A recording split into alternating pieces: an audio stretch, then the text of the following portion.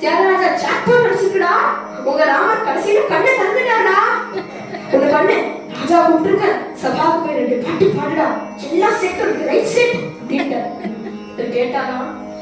தியாகராஜா சொல்ற, இப்போ நான் போனா அப்புறம் அவர் கூப்பிடுச்சியெல்லாம் போக வேண்டியிருக்கும், அவரோட பெருமையை தான் பாட முடியும், நம்ம ராமரோட பெருமையை யார் பாடுவா, மனசே நீ சொல்லு.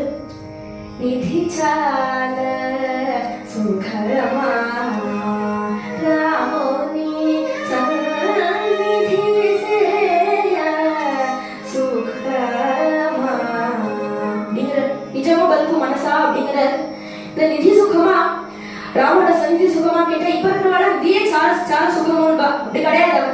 அவர் ராமோடைய சன்னதியே சுகம்னு அவர் மனசு சொல்றது. அவர் சொல்றார், அண்ணா எல்லா அந்த பொட்டி டப்பா அந்த தனம் எல்லாத்தையும் அவள்கிட்ட அனுப்பிச்சு விட்டுருங்கோ, நான் சபாவுக்கு வரல, அவ முன்னாடி அவருடைய அவையில நான் பாட போறது இல்லை அப்படிங்கிற ஒரு கேட்டுட்டாரு. அப்படியா, சரி. மனசே தாங்க முடியாம அந்த பேக்கேஜ் எல்லாத்தையும் திருப்பி அனுப்பிச்சு விட்டாராம் ராஜாவோட சபைக்கு. அப்போ தியாகராஜர் பார்த்து அவருக்கு ரொம்ப கோபம். மகாலட்சுமியை கிரகத்துக்கு வந்தா இவன் என்னமோ எனக்கு அதெல்லாம் வேண்டாம், ராமரோட சந்நிதி சுகமா அப்படின்னு சொல்லிட்டு இருக்கான், இதை வச்சு நம்ம என்ன பண்றதுன்னு நினைச்சிருந்தாரா.